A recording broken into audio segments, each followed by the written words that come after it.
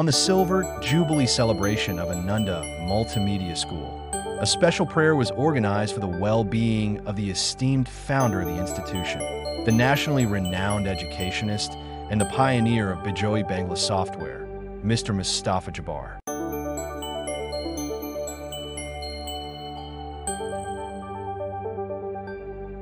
Mr. Ghulam Mustafa Bhuiyan delivered a সেদিন থেকে শুরু করে আজকে পর্যন্ত আজকের এই প্রতিষ্ঠা বার্ষিকী হচ্ছে 25তম। তো 25তম দিনকে কি বলা হয়? 25তম বার্ষিকী কি জানো? সিলভার জুবলি, বাংলা কি বলে? রজত জয়ন্তী। সবাই জানি তো আমরা এটা না? আজকে 25তম, এই জন্য আমাদের এই অফিস থেকে একটা নির্দেশনা ছিল আমরা যেন এই দিনটাকে একটু ভালোভাবে পালন করি, যে কারণে আমরা আসলে সারা দিন ব্যাপী আজকে আয়োজনটা রেখেছি। আমাদের মূল উদ্দেশ্য হচ্ছে এই প্রতিষ্ঠা বার্ষিকী। সারা দিন ভর আমরা বিভিন্ন প্রোগ্রামের মধ্য দিয়েও যদি যাই, কিন্তু এই প্রতিষ্ঠা বার্ষিকীটাকে স্মরণ করেই আমাদের আজকের যত আয়োজন। আপনারা যারা প্রত্যেকে বিগত কয়েকদিন যাবত অর্থাৎ গত এক সপ্তাহ যাবত আজকের এই প্রোগ্রামটি বাস্তবায়নের জন্য আন্তরিকভাবে কাজ করেছেন, তারই পরিশ্রমের ফসল আমাদের আজকের এই পর্যায়ে 3টা প্রোগ্রাম। আপনাদের সবাইকে আমি অন্তরের অন্তরস্থল থেকে ধন্যবাদ জানাচ্ছি আপনাদের এই সুন্দর এবং পরিপূর্ণ কাজের জন্য।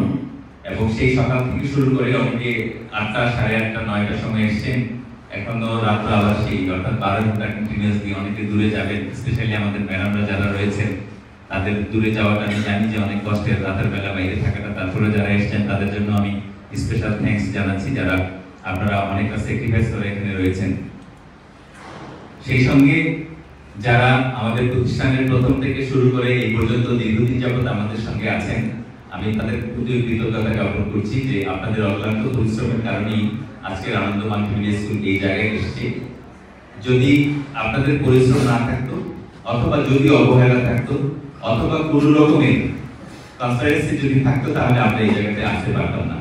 আপনাদের সততা, নিষ্ঠা, একাগ্রতা, কর্মদক্ষতা এবং প্রতিষ্ঠানের প্রতি ভালোবাসা তথা আমাদের এই অঞ্চলের প্রতি, গরিবের প্রতি ভালোবাসা, এই বাংলাদেশের প্রতি ভালোবাসার কারণেই আমি জানি যে একজন শিক্ষক কত রকমের ত্যাগ তিতিক্ষার পরে এই প্রফেশনে যুক্ত থাকতে হয়।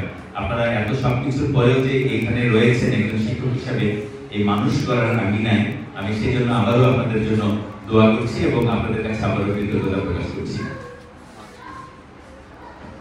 আপনারা জানেন আনন্দ মাল্টিমিডিয়া স্কুল, যিনি সারা বাংলাদেশে স্বপ্ন দেখেছিলেন এই দেশটাকে ডিজিটাল বাংলাদেশ হিসেবে তৈরি করার জন্য। যেদিন বাংলার মানুষ ডিজিটাল এডুকেশন, ডিজিটাল বাংলাদেশ শব্দটাই কোনোদিন শোনেনি, ডিজিটাল শব্দের পরিচিতি যেদিন লাভ করেনি, সেদিন তিনি ডিজিটাল বাংলাদেশ গড়ার স্বপ্ন দেখেছেন।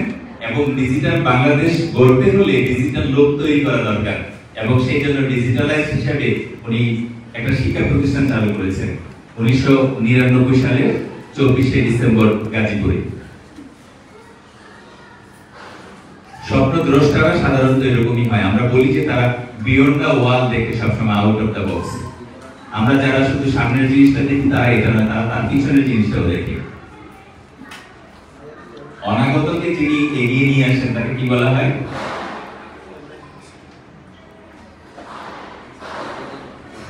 অনাগতকে যিনি এগিয়ে নিয়ে আসেন, এক কথায় প্রকাশ হচ্ছে না, একটা তাকে কি বলে? আর কি অনাগতকে এগিয়ে নিয়ে আসে? অগ্রদূত। আচ্ছা, যাই বলি আমরা, মোস্তফা জাফর হচ্ছে তাদেরই একজন। এই দেশকে গড়ার লক্ষ্যে যিনি কাজ করেছেন, যিনি কাজ করছেন এখনো, এবং যার কাজ সারা জীবন সামনের দিনেও এই দেশকে গড়ার জন্য প্রবাহমান থাকবে। আমি যখন 1998 সালে আনন্দ মাল্টিমিডিয়া স্কুল প্রতিষ্ঠা করি, আপনারা জানেন যে এটা তিতাস থানার একমাত্র প্রতিষ্ঠান ছিল তখন, যে পুরা তিতাস থানার মধ্যে একটা স্কুল ছিল না। সেই সময়ে ইকরা কিন্ডারগার্টেন নামে আমি প্রথম স্কুল শুরু করি। তারপর একদিন পত্রিকার পাতায় দেখলাম নরসিংদীতে একটা স্কুল, নাম আনন্দ মাল্টিমিডিয়া স্কুল, তাদের একটা ফিচার এসেছে তারা কিভাবে শিখে। আনন্দ মাল্টিমিডিয়া স্কুলের যে মূল স্লোগানটা সেটা হচ্ছে এরকম, যে আমরা কম্পিউটার শিখাই, কম্পিউটার দিয়ে শিখাই। আমরা কম্পিউটার দিয়ে শিখাই এবং কম্পিউটার শিখাই। কম্পিউটার দিয়ে শিখাই মানে সফটওয়্যারের মাধ্যমে শিখাই। আমাদের বিজয় বাংলা সফটওয়্যার আছে না, সফটওয়্যারের মাধ্যমে ছেলেমেয়েরা তাদের ক্লাসে পড়াগুলো শিখে না প্রাইমারি লেভেলে।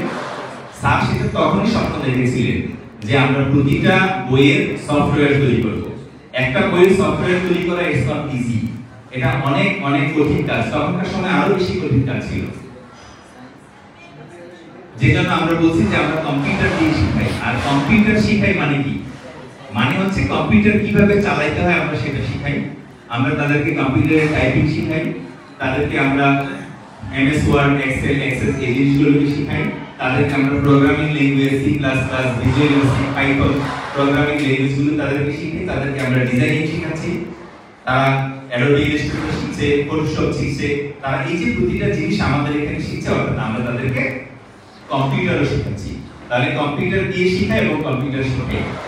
আজ থেকে 25 বছর পূর্বে যিনি এই স্বপ্ন দেখেছিলেন, তার এই টিচারটাকে আমি যখন দেখলাম, আমার মনে হলো যে এই দেশ গড়ার জন্য, আগামী প্রজন্মের জন্য এই আইটি এডুকেশনের কোনো বিকল্প নেই।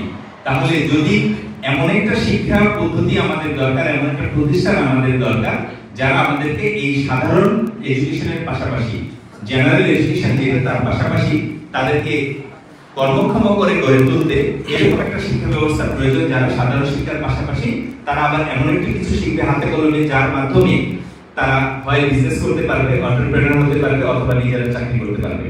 অর্থাৎ আমরা যাকে বলি কর্মমুখী শিক্ষা।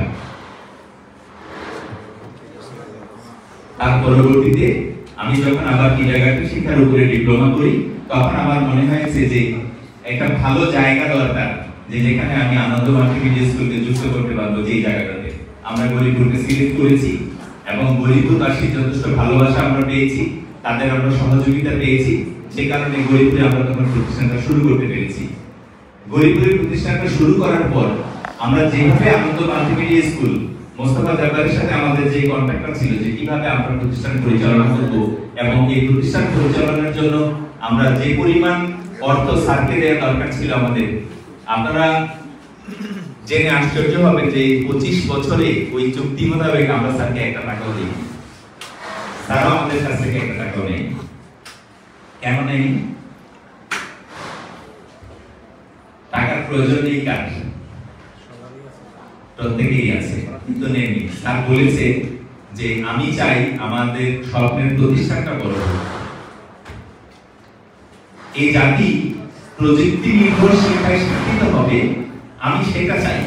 আমি যদি চাইতাম তোমাদের কাছ থেকে টাকা নিতে পারতাম, কিন্তু যদি টাকা নিতাম তাহলে তোমরা হয়তো প্রতিষ্ঠানটা আরো ভালোভাবে চালাইতে পারতাম, অথবা আমি যদি টাকা না নিই, এই টাকাটা বিনিয়োগ করে তোমরা হয়তো প্রতিষ্ঠানকে আরো ভালোভাবে সামনের দিকে এগিয়ে নিয়ে যাওয়ার জন্য চেষ্টা করতে পারবে। সেজন্য আমি তোমাদের কাছ থেকে টাকা নিয়েছি না।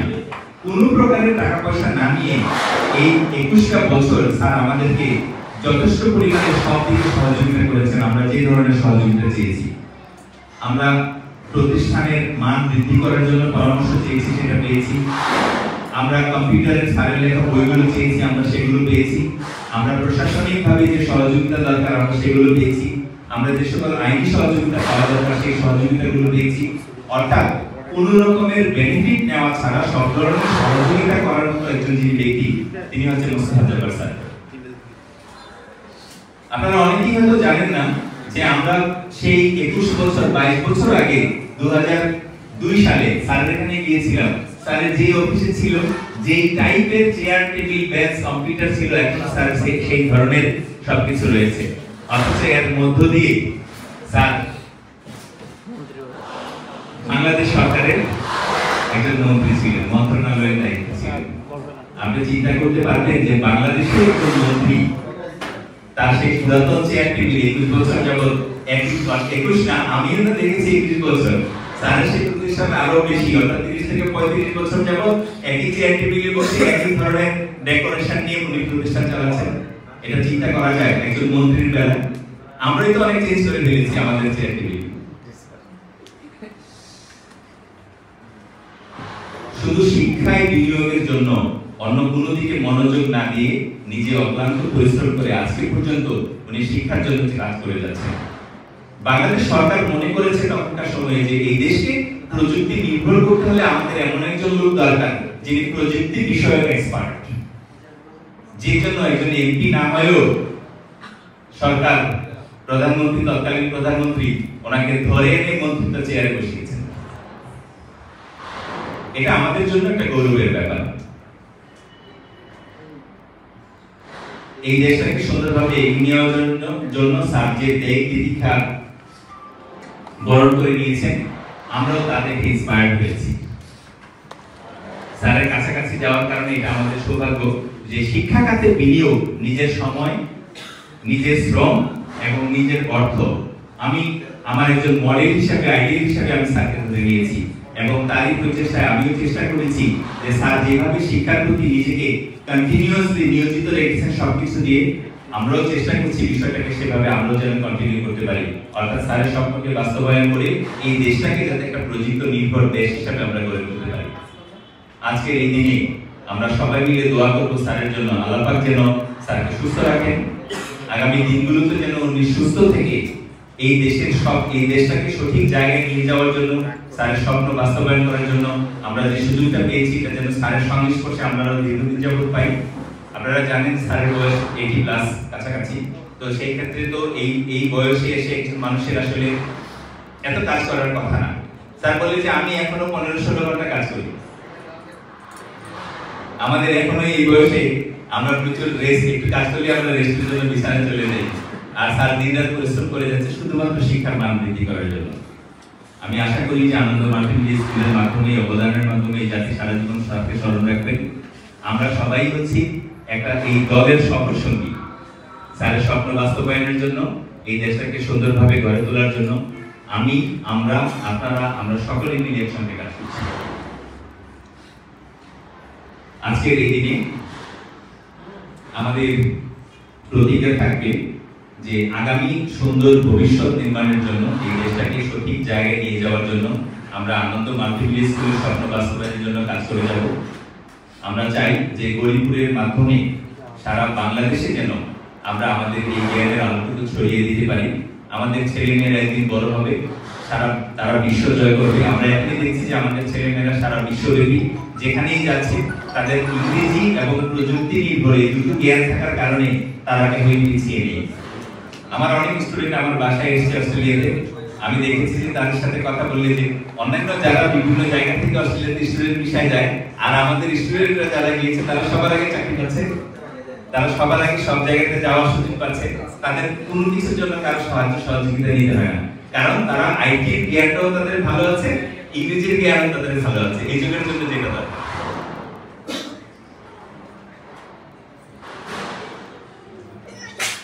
আমরা একটু পরে আমাদের কেক কাটা হবে।